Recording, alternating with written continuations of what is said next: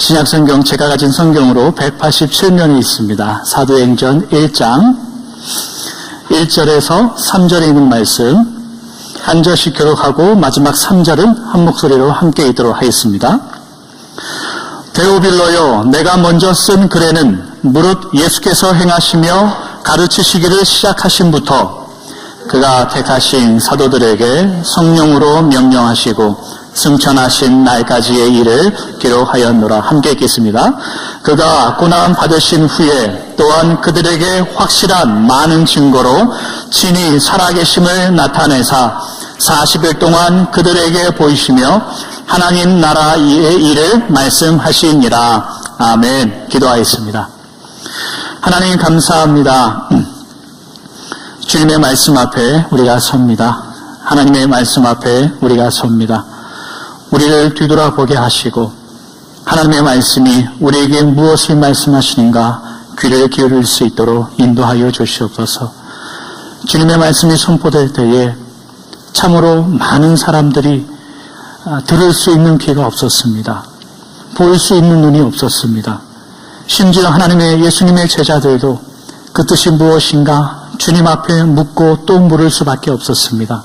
하나님, 오늘 이 시간에 주님의 말씀을 우리가 나누고 들을 때에 들을 수 있는 귀를 열어주시고 볼 수 있는 영안을 열어주시옵소서. 그리하여 우리의 믿음이 더 자라나게 하시고 우리의 심령이 아버지를 붙잡는 귀한 시간 될 수 있도록 축복하여 주시옵소서. 좋으신 예수님의 이름으로 기도하옵나이다. 아멘. 앞뒤 좌우로 한번 인사하고 시작하도록 하겠습니다. 안녕하십니까. 예. 저희가 큰 예배실로 오면은 굉장히 허전할 줄 알았는데 이렇게 퍼져서 앉으니까 예배실이 꽉 차 보이네요. 제가 설교할 때 한쪽을 보고 설교를 하게 되지 않을까 생각했는데 제가 뭐 양쪽을 다 쳐다보게 생겼습니다. 저 끝에서부터 이쪽 끝까지, 저 뒤에서부터 저쪽 뒤에까지. 예. 금방 예배실이 채워지고 우리 교회가 해야 할 하나님의 사명을 잘 감당할 수 있는 그런 발걸음을 한 걸음 한 걸음 걸어가는 우리 교회가 되기를 기도하고 소원합니다. 저는 가끔 제 사역과 사역을 돌아보면 말씀을 전하는 사역과 실제 제 삶에 굉장히 많은 이 괴리감을 느낍니다. 일종의 제가 경험한 두 가지가 있는데 그 두 가지 때문에 제 스스로에게 굉장히 많은 상실감을 갖게 한 그런 사건이 있어요. 두 가지 일이. 한 가지 사건은 한 2년 전, 두 해 전 여름에 있었던 일인데 누군지 모르는 한 분이 타주에 있는 한 교도소에서 저에게 편지를 왔어요. 교회로 편지가 왔어요. 편지 내용이 뭐냐면 제가 어떠한 일로 이곳에 오게 되었습니다. 그런데 이곳에 저 혼자 한국 사람입니다. 그래요. 근데 그전에는 이제 매주 나간 건 아니지만 그래도 이제 종종 교회를 출석했는데 이곳에 와서 그 안에 있는 교회를 다니면서 하나님의 사랑에 대해서 깊이 생각하게 됐습니다. 그래서 제가 읽을 수 있는 한국 신앙 서적을 좀 보내주시면 안 될까요? 이렇게 편지가 왔어요, 저에게. 제가 이제 답장을 잘 쓰고 그 한국말로 된 신앙 서적을 몇 권 이렇게 같이 소포로 보내드렸죠. 근데 이제 다시 이 한국말 책이 리턴돼서 왔어요. 편지는 말고 한국말 책만. 그 편지가 왔는데 그 한국말 책이 리턴된 이유는 거기서 근무하시는 미국 분들이 그 한국말 책이 뭔 내용인지 몰라서 검열이 안 된다는 거예요. 그 책을 그냥 보내와 버렸어요. 제가 이제 다시 편지를 썼죠. 그러면 제가 가서 직접 전달해 줄 테니까, 면회를 가서 전달을 해 줄 테니까 그 주소를 좀 보내달라고. 이 주소가 왔어요. 근데 이분이 하는 얘기가, 면회를 하기 위해, 저는 이제 그냥 찾아가면 되는 줄 알았는데, 면회를 하기 위해선, 여기는 시스템이 그런가 봐요. 거기 있는 분들의 이름 밑에다가 레지스터를 해야 된대요. 그래서 뭐 가족이라든지 뭐 이렇게 거기에 레지스터를 된 분만 면회를 할 수 있대요. 그러니까 뭐 이름, 제 백그라운드 인포메이션을 다 보내달라는 거예요. 그래야 자기 이름부터 레지스터를 하면은 이제 그때서 면회가 된다는 거예요. 이전까지는 괜찮았었는데 갑자기 그 얘기를 들으니까 겁이 나더라고요. 그러니까 뭐 오해하지 마십시오. 제가 그렇게 부족한 사람은 아니고 어떤 겁이 나냐면 이거 진짜 보내줘도 되는 건가? 그런 생각이 드는 거예요. 괜찮나? 별일 없나? 보내주면? 이제 그런 이제 잡생각이 나는 거죠. 그러다가 이제 답장을 어떻게 썼냐면 죄송하지만 제가 편지로만 그냥 우리 하고 교제하고 하겠습니다. 그렇게 했죠. 그 이후로 이제 그렇게 몇 번의 편지를 주고받다가 이제 한 몇 개월 지나서 몇 번 더 편지를 주고받다가 이제 편지가 더 이상 안 오시더라고요. 그런 일이 한 2년 전 정도에 있었던 것 같아요. 또 하나는 작년에 있었던 이야기예요. 작년 여름에 있었던 이야기인데 한국에 있는 한 20대 청년에게 이메일이 왔어요. 제 앞으로. 제 이메일을 또 어떻게 하는지 모르겠지만 이메일 그 내용이 뭐냐면 목사님 제가 그 한국의 대학교에서 학교를 휴학을 하고 미국에 가서 그 일을 하고 싶은데 저 좀 도와주십시오. 그러는 거예요. 그래서 답장을 보냈죠. 아이고 형제님 제가 뭐 얼마든지 돕겠습니다. 도울 일이 있으면. 그런데 형제님 미국이 이렇게 생각보다 쉽지 않은 나라입니다. 반드시 올 때는 계획을 세우고 목표를 가지고 와야 되고 또 친척이나 어느 지인을 반드시 알고 오셔야 됩니다. 그러면 쉽게 적응하기 힘듭니다. 이제 그렇게 보냈어요. 답장이 왔어요. 그 다음날. 답장이 뭐냐면 목사님, 아니 전화가 아니니까 목사님 제가 목사님 교회에서 시키는 거 뭐든지 다 할 테니까 먹여주고 재워만 달라는 거예요. 이야 어떻게 해야 되나. 제가 이제 이메일을 다시 보냈죠. 이메일 그 답장이 뭐냐면 형제님 그렇게 막무가내로 저희가 부탁하면 제가 도와줄 수 없어요. 정확한 길을 가지고 오셔야 됩니다. 그렇게 답장을 보냈어요. 그랬더니 한 2주가 지났나? 그 답장이 없더라고요. 그래서 아이고 이분이 이제 드디어 정신을 차렸나 보구나. 이제 그런 가운데 있었죠. 근데 한 2주 정도 후에 이 메일이 또 왔어요. 이분한테, 이 청년한테. 그 내용이 뭐냐면 목사님 제가 지금 LA에 있습니다. 그러고 온 거예요. 제가 지금 LA에 있는 한 찜질방에 있습니다. 그러고 온 거예요. 이야, 그 내용이 뭐냐면 제가 LA에 있는 어떤 분하고 연락이 돼서 함께 와서 일을 하기로 했는데 정작 오고 보니 지금 연락이 안 됩니다. 그러는 거예요. 아이고 그런 마음이 있다가 목사님 제가 시카고로 가면 안 되겠습니까? 이러는 거예요. 이야 이거 어떻게 해야 되나. 답장을 보낸 게 뭐냐면 선생님 그렇게 오면 안 됩니다. 시카고에 아는 분이 오셔서 지인이 있어서 그 지인 집으로 오시면 제가 힘 닿는 데까지 도울 수는 있겠지만 막무가내로 시카고로 오시면 제가 도울 형편이 못 됩니다. 이렇게 말씀드렸죠. 그래서 고민하기를 지금 당장 한국으로 돌아가십시오. 제가 그랬어요. 사실 그 중간에 이제 몇 번의 이메일을 더 주고받긴 했어요. 그 LA에 있는 그 집 없는 분들 도와주는 그런 센터를 제가 또 찾아서 그 전화번호나 그런 거 알려드리기도 하고 그런 중간에 이야기가 많았었는데 마지막은 제가 한국으로 가십시오. 그렇게 있으시면 안 됩니다. 그럼 이제 그 이후로는 답장이 없더라고요.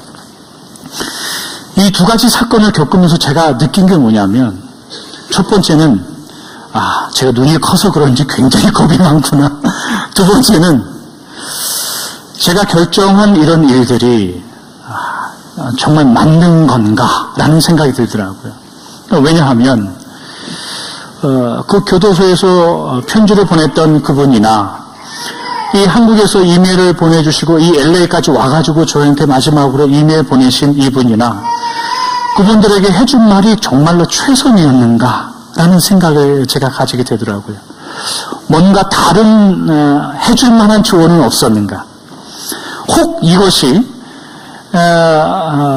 제가 그럴 만한 형편이 안 됩니다라는 이 말이 나의 부족함을 숨기기 위한 핑계들이 아니었는가라는 생각이 드는 거예요. 그러면서 이제 그 당시에 제가 했던 기도의 내용이 생각이 나더라고요. 제가 어떻게 함께 기도했냐면 하나님 제가 아직 이러한 일들을 옳게 판단하고 이끌어갈 만한 정도의 신앙의 위는 아니지 않습니까? 저를 좀 더 자라나게 해주십시오. 이런 기도를 했던 기억이 있어요. 그렇게 기도했더니 하나님께서 저에게 어떤 응답을 주셨게요, 여러분? 감사하게도 아직까지 아무런 말씀이 없으십니다. 저에게 더 고민해보라는 하나님의 응답이 아닌가 생각합니다. 여러분은 믿음의 인생을 어떻게 살아가십니까? 믿음의 능력이라는 것을 무엇라고 생각하고 살아가십니까? 아마도 저와 별반 다르지 않을 겁니다. 무슨 말이냐? 더 잘하고 싶고 더 옳은 결정을 하고 싶고 더 하나님의 말씀 따라 살고 싶지만 사실은 걸어온 그 삶들과 신앙의 모습들을 늘 두리번거리며 뒤를 쳐다보는 그 모습이 우리의 모습이고 여러분의 모습이 아닌가 저는 그렇게 생각합니다. 그런데 여러분 늘 이 두리번거리는 이 모습들 있잖아요. 우리가 잘 생각해보면 이런 거예요. 어느 목사님이 이런 말씀을 하시더라고요. 어느 목사님이 휴일만 되면 산에 가시는 분이 계세요. 그분에게 이렇게 물었대요. 아니 왜 이렇게 산에 가십니까? 이렇게 물어본 거예요. 그러니까 이 산에 가시는 이분이 이 목사님에게 이렇게 대답해요. 산은 거짓말을 하지 않습니다. 이렇게 대답하는, 어서 이제 많이 들어보는 게 뭔가 있는 거예요. 산은 사람들처럼 절대 변하지 않습니다. 그래서 저는 산에 갑니다. 그런 말을 하는 거예요. 이 목사님이 지혜가 있던 거죠. 이 목사님이 그분에게 뭐라고 이야기하냐면, 산은 있잖아요. 변하지 않는 게 아니라 변할 만한 인격이 없다는 소리입니다. 그렇게 말하는 거예요. 맞는 말 아니에요, 여러분? 그 맞는 말 아닙니까? 우리가 산 앞에 가서, 우리가 큰 바위 앞에 가서 당신은 변하지 않는 신실한 존재입니다. 이렇게 말하는 사람은 없죠. 그것들은 듣지도 못하고 변하지도 않아요. 변하지 않는 신실한 존재라는 게 아니라 변할 마음이 없어요. 변할 인격이 없다는 뜻이에요. 우리는 늘 하나님 앞에 변하지 않는 마음으로 살고 싶어 하죠. 근데 뒤를 돌아보면 늘 항상 왔다 갔다 합니다. 부족하고 넘어지고 한결같이 못하죠. 여러분들 그러한 모습 가운데 이렇게 생각하지 마세요. 아이고 나는 이 모양 이 꼴이구나. 그렇게 생각하지 마세요. 오히려 어떻게 생각하냐면 이렇게 생각하세요. 나는 살아있는 사람이구나. 그렇게 생각하시면 돼요. 나는 살아있는 존재이구나. 그렇게 생각하시면 돼요. 하나님께서 그 코에 생기를 넣으셔서 생명이 된지라. 나는 돌도 아니고 산도 아니고 살아있는 사람이구나. 그래서 오락가락하고 그래서 부족하구나. 그렇게 생각하고 사십시오. 그러한 믿음이 하나님께서 그 안에 은혜라는 것을 심어 넣으시고 그 안에 하나님이 믿음이라는 것을 통해서 역사하고자 하는 룸이 있다는 뜻이에요. 하나님의 자리가 있다는 뜻이에요. 여러분 늘 용기를 내서 희망을 가지고 사십시오. 부족한 여러분들을 통해서 하나님이 반드시 역사하실 것입니다. 그 믿음들을 통해서 하나님께서 반드시 일을 하실 것입니다. 그러니 용기 내어 사십시오. 오늘부터 저희가 사도행전 강의를 시작합니다.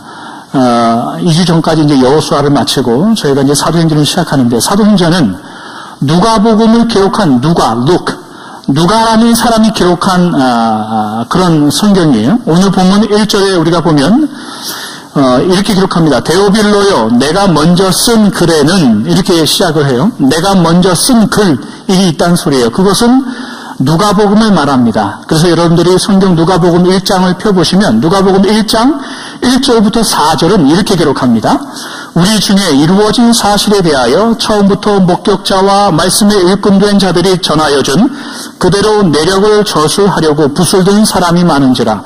그 모든 일을 근원부터 자세히 미루어 살핀 나도 데오빌로 각하에게 차례대로 써 보내는 것이 좋은 줄 알았노니 이는 각하가 알고 있는 바를 더 확실하게 하려 함이로라. 이 서신을 받는 사람이 똑같은 데오빌로에, 누가복음도 데오빌로에게 보낸 서신이었고 사도행전도 데오빌로라는 사람에게 보내는 그런 성경이었습니다. 누가복음과 사도행전은 사실 같은 책이었다고 공부하시는 분들이 이야기를 해요. 그래서 반으로 나눠서 하나는 복음서가 되고 하나는 이제 사도행전이 되었는데, 누가복음에는 데오빌로에게 이 누가라는 사람이 예수님께서 오늘 보면 2절과 3절에 있는 말씀대로 예수님께서 행하시고 가르치신 것을 기록한 것이 누가복음이고, 사도행전은 사도들이 행하고 가르친 내용을 기록한 것이 사도행전이라는 거예요. 만약에 사도행전이라는 성경이 없었다면 생각해 보세요. 마태, 마가, 누가, 요한 이 복음서가 있고, 사도행전이 지나가면 로마서가 있고 고린도 전후서가 있단 말이죠. 그러니까 사도행전이 없다면 느닷없이 복음서 이후에 사도들의 서신서가 나오는 거예요. 사도들의 서신서는 우리가 잘 알듯이 교회에 문제가 있으면 해결해주고, 그 안에 있었던 믿음의 고민 때문에 믿음의 서신을 보낸 내용들이죠.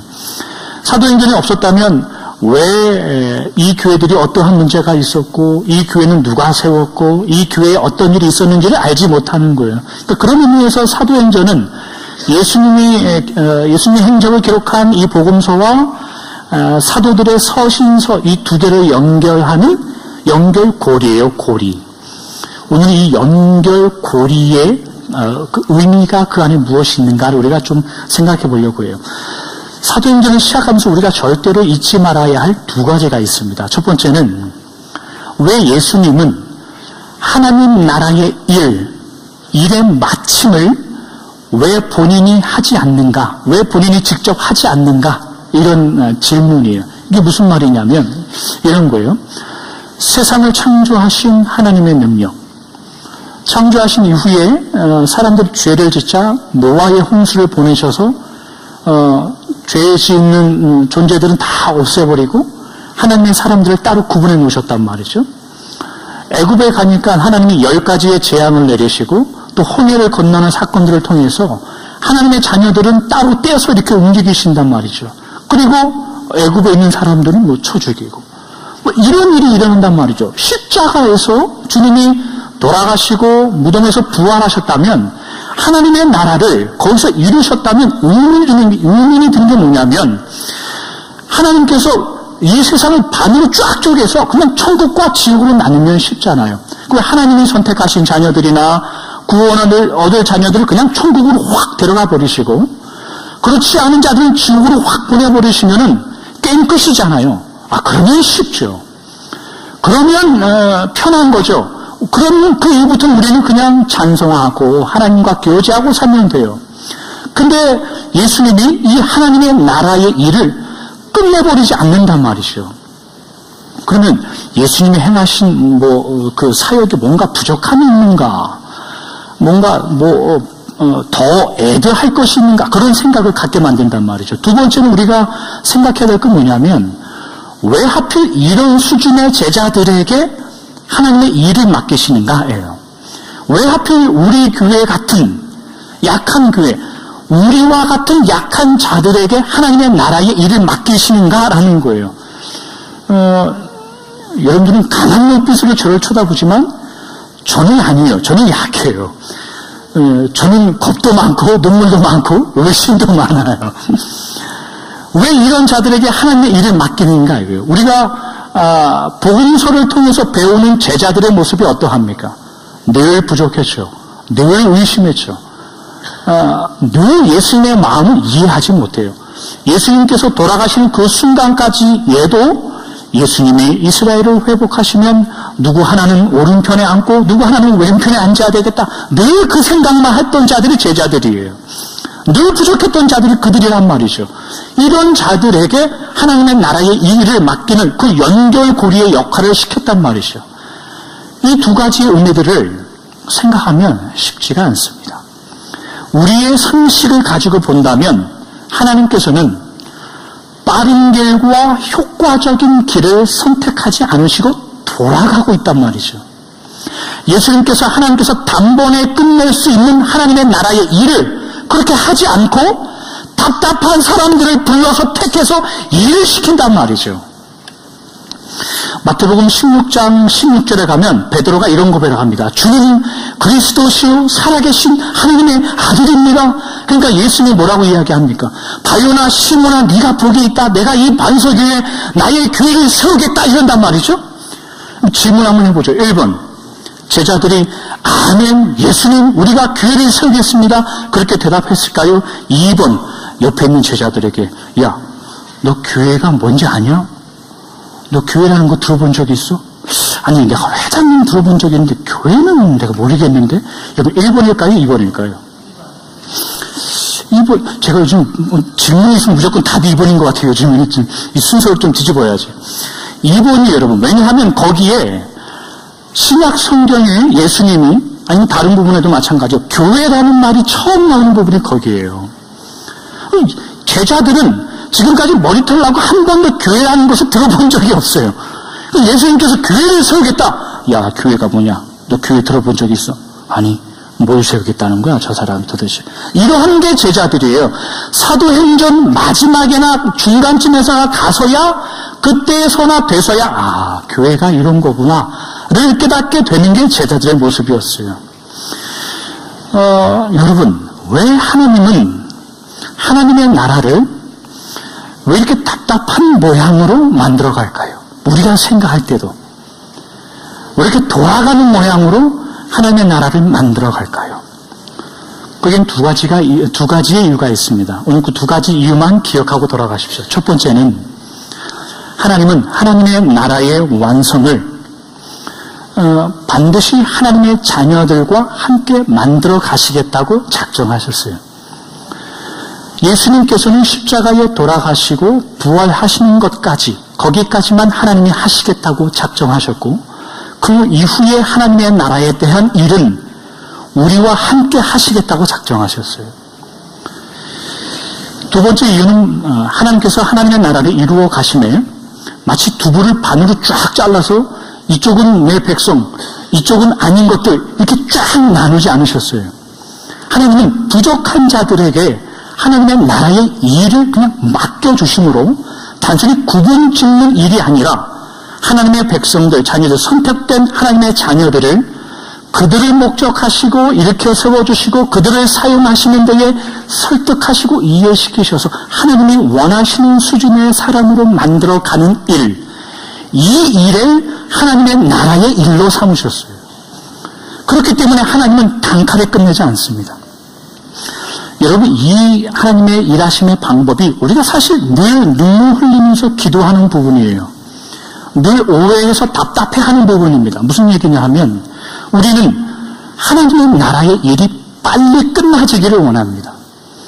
하나님의 나라의 역사가 빨리 끝내지기를 바라는 기도를 많이 합니다. 뭐냐면 이런 거죠. 주여 오시옵소서 마라나타. 그런 기도 하잖아요. 그냥 오면 안 됩니다. 주여 속히 오시옵소서. 그렇게 기도한단 말이죠. 이런 기도가 하나님의 하늘의 뜻이 이루어지듯이 이 땅 가운데서 이루어주십시오. 이런 기도를 하면 굉장한 수준에 있는 기도입니다. 그러나 우리가 이 기도를 언제 하는지 한번 잘 생각해 보십시오. 주여 속히 오시옵소서. 이 기도를 언제 하냐면 하나님, 이러한 고단하고 참담한 현실 속에서 하나님 왜 나를 그냥 내버려 둡니까? 하나님 속히 오시옵소서. 그렇게 기도하죠. 그때 이 기도를 한단 말이에요. 하나님 속히 오시옵소서. 마치 화투장을 뒤져 엎는 그 심정으로 하나님 속히 오시옵소서. 다 끝내버립시다. 하나님.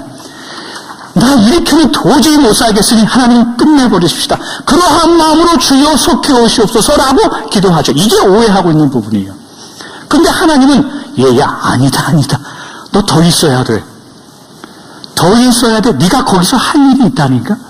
네가 거기서 네 일이 있으니까 더 버텨라. 그렇게 하나님이 말하는 거예요. 그럼 우리는 하나님 버티게 해주셔야죠. 하나님 버티고 이길 수 있는 그만한 능력과 그만한 기회와 그만한 환경들을 조성해 줘야죠. 이렇게 기도하죠. 그러면 하나님이 뭐라고 응답해 주시냐? 야, 그건 네 일 아니고 내 일이다. 그렇게 말하는 거죠. 하나님 나라의 일은 네가 뭐 그럴듯하게 하는 거 아니라 내일이다, 내일. 그렇게 말하는 게 하나님의 마음이죠. 지금 그 마음이 지금 사도행전 1장 초반부에 예수님께서 제자들을 부르시는 그 연결고리의 처음 시작입니다. 이런 하나님의 나라의 일을 해나가시는 하나님의 마음이 가장 잘 드러나는 그 대표적인 인물이 아브라함 아닙니까? 아브라함. 우리가 나누었던 여호수아 24장 2절에 가면 여호수아가 마지막 설교할 때 아브라함에 대한 설교를 하는데 이런 구절이 있어요. 여호수아 24장 2절을 우리가 함께 한 목소리로 읽어보도록 하죠. 시작. 여호수아가 모든 백성에게 이르되, 화면이 안 나오는군요. 24장 2절에 이렇게 기록합니다. 여호수아가 모든 백성에게 이르되, 이스라엘의 하나님 여호와께서 이같이 말씀하시기를, 옛적에 너희의 조상들 곧 아브라함의 아버지 나홀의 아버지 데라가 강 저쪽에 거주하는 다른 신들을 섬겼으나, 아브라함과 그의 아버지 데라는 갈대아 우르에서 이방신을 섬기던 자였습니다. 그 이방신을 섬기던 자, 하나님이 누군지 몰라요. 아브라함과 데라는. 그 이방신을 섬겼던 이 아브라함을 창세기 12장에 하나님이 꺼내오는 그 사건을 창세기 12장 1절과 2절에는 이렇게 기록합니다. 창세기 12장 1절과 2절입니다. 여호와께서 아브라함에게 이르시되, 너는 너의 고향과 친척과 아버지의 집을 떠나 내가 너에게 보여줄 땅으로 가라. 내가 너로 큰 민족을 이루고 너에게 복을 주어 너의 이름을 창대하게 하리니 너는 복이 될지라. 우상을 섬기던 그 아브라함이 믿음으로 순종하여 갈 길을 알지 못하고 아버지의 집과 본토 친척 집을 떠났다. 그런 장면이 아닙니다. 그런 부르심이 아닙니다. 지금 하나님이 아브라함을 부르시는 이 창세기 12장의 부르심이 어떤 부르심인지 보십시오. 하나님이 이방신을 섬기고 있던 아브라함을 꺼내오는 겁니다. 그 꺼내오는 부르심은 네가 믿음이 있어서 하나님의 나라의 일을 맡기겠다, 그게 아니지요. 내가 하겠다 합니다. 내가 하겠다. 너는 나와라, 이거예요. 아브라함의 믿음이 출중해서 하나님의 역할을 감당하고 있는 게 아닙니다. 준비 안 됐습니다. 하나님에 대해서 잘 몰랐습니다. 하나님의 말씀을 따라 하나님의 나라의 일을 확장해가고 이루어가는 것이 무엇인지 모르던 게 아브라함입니다. 그런 아브라함을 하나님이 불러내셔서 큰 민족을 이루고 복의 근원을 삼습니다. 하나님이 하시겠다입니다. 여러분, 하나님과 여러분의 관계가 이렇습니다.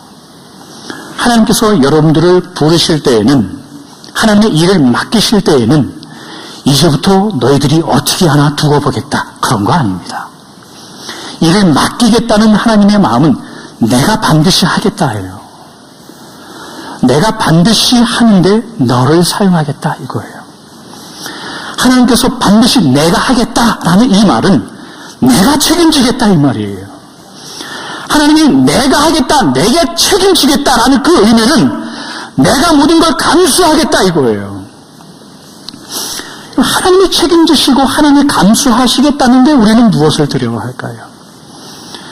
우리는 왜 두려워할까요? 우리가 두려워하는 이유와 우리가 주저하는 이유는 간단합니다. 내가 하려고 하기 때문입니다.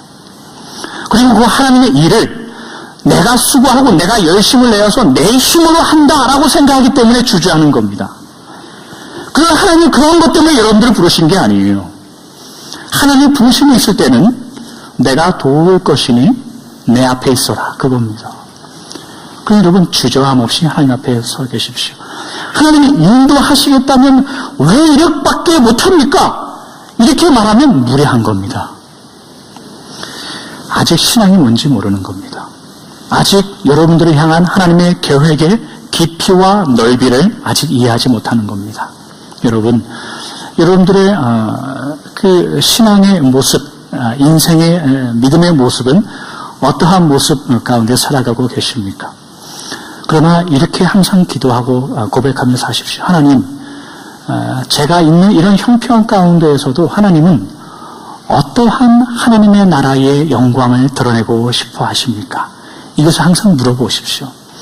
그것을 물어보고 그 길로 살아내는 여러분들의 믿음이시길 주님의 이름으로 축원합니다. 말씀을 정리합니다. 십자가로 이루신 그 하나님의 구원, 그 하나님 나라의 일들을 제자들에게 넘겨주셨습니다. 그 하나님의 나라의 위대함과 하나님의 계획의 위대함에 대조하여 제자들, 교회들, 그들의 능력은 턱없이 부족했습니다. 연약했습니다. 그들이 준비된 일꾼도 아니고 그들이 넉넉한 일꾼도 아닙니다. 예수님은 그들의 무지함 속에서도 그들에게 하나님의 나라의 일이라는 것을 그냥 밀어 넣으셨어요. 하나님 이러지 마십시오. 마치 그럴 대답도 하기 전에 하나님의 나라의 일을 그냥 확 주어버리셨어요. 그게 우리에게 있는 은혜죠. 우리가 자꾸 넘어지는 이유는 뭐냐면 우리는 자꾸 하나님 앞에 쓸만한 사람이 되려고 해요. 그래서 조건을 찾습니다. 하나님, 내가 이 정도면 되면 하나님의 일을 하겠습니다. 내가 이 정도의 능력과 시간과 물질을 가지고 있으면 하나님의 일을 하겠습니다. 라고 자꾸 어떤 내 편에서 시작하는 조건들을 만듭니다. 그러나 하나님은 그런 조건을 우리가 인식하기 전부터 하나님 나라의 일을 그냥 쑥 밀어넣으셨어요. 왜 그럽니까? 내가 하겠다면 내가. 그럼 너희들은 내 앞에 서 있어라. 그게 하나님의 마음입니다. 성도 여러분, 여러분들이 사시는 그 믿음이라는 것, 은혜라는 것, 그것은 무게가 얼마나 무거운지 깨달고 사십시오. 여러분들에게 향한 하나님의 그 일, 하나님의 사랑, 여기 이끌어 가시려고 하는 하나님의 마음, 그 무게가 얼마나 무거운지 체험하고 사십시오.